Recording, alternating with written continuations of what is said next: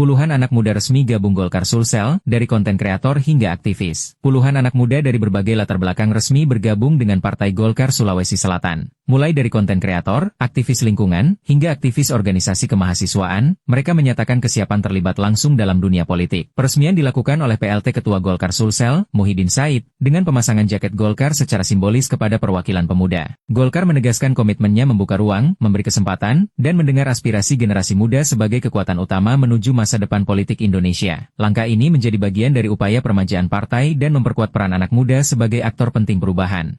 Lihat antusiasme teman-teman muda ini kan sangat tinggi ya. Dan saya kira tren di 2029 kan hampir 60% orang muda sebagai pemilih. Jadi saya kira Golkar ini adalah partai yang kita berikhtiar meremajakan Partai Golkar.